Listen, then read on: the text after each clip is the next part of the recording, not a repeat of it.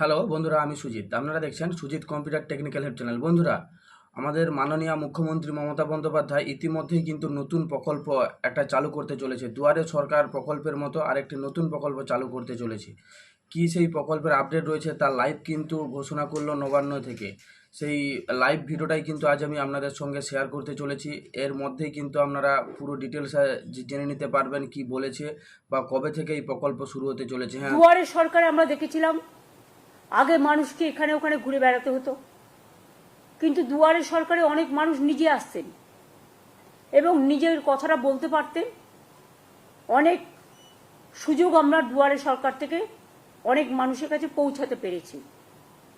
সেই জন্য দুয়ারে সরকারে যারা পার্টিসিপেট করেছিলেন, অফিসার সহ, সরকারি কর্মচারী সহ, বিডিও, এসডিও, ডিএম, আইসি, ওসি, এসপি, অ্যাডিশনাল এসপি সহ, ডিএসপি সবাই সহ, সাধারণ মানুষও যারা এসছিলেন তাদের কাছে আমরা কৃতজ্ঞতা জানাচ্ছি। আমরা অনেক সময় দেখি ছোট ছোট পাড়ায় হয়তো একটা কলের দরকার, হয়তো একটা ছোট্ট পাড়া তার একটা ছোট্ট গ্রামীণ রাস্তা অল্প করে করে দিলে তাকে কাদায় হাঁটতে হয় না। অনেক সময় আমরা বিদ্যুৎ পৌঁছেছি অনেক জায়গাতেই, কিন্তু বাই চান্স যদি কোনো জায়গা বাদ হয়ে যায়, যেখানে ইলেকট্রিসিটি নেই, হয়তো একটা ইলেকট্রিক পোল বসাতে হবে বা বর্ষায় ভেঙে গেছে, এই রকম ধরনের ছোট ছোট কাজগুলো।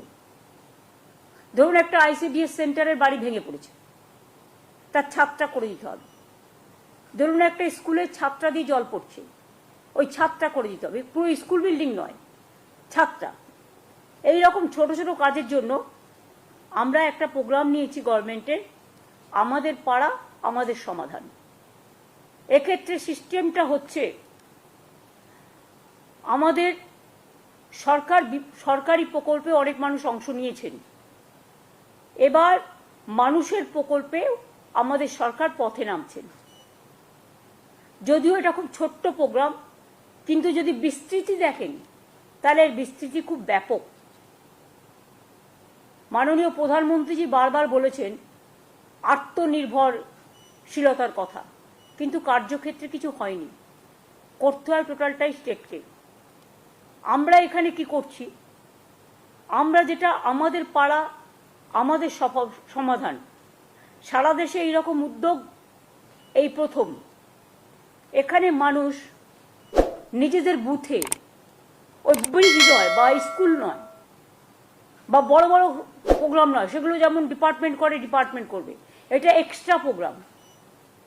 গ্রামে ছোট ছোট সমস্যা থাকে, সেটা আমাদের সরকারি অফিসাররা শুনবেন এবং তাদের একটা জায়গায় একত্রিত করবে। 3টে করে বুথ নিয়ে একটা সেন্টার হবে, একটা পাড়া হবে। এবং 3টে বুথ নিয়ে আমাদের 80,000 বুথ আছে। এটা করতে 2 মাস সময় লাগবে, কারণ একটা বুথ থেকে আরেকটা বুথে যাবে, একটা বুথ থেকে আরেকটা বুথে যাবে, এবং একদিন করে প্রত্যেকটা বুথে তারা সারাদিন থাকবে এবং সেখানকার সাধারণ মানুষ তাদের জন্য একটা করে জায়গা থাকবে, সেখানে এসে তারা তাদের গ্রামের সমস্যা জানাতে পারে। এটা গ্রামের সমস্যা, এবং সেক্ষেত্রে আলোচনা করে সরকারি অফিসাররা ঠিক করবেন কতটুকু আমরা করতে পারি। বড় প্রোগ্রাম নয়, এটা কিন্তু ছোট। আমরা স্মল ইজ বিউটিফুল, স্মলে চলে যাচ্ছি, গ্রামের অন্দরে, মাটির অন্দরে।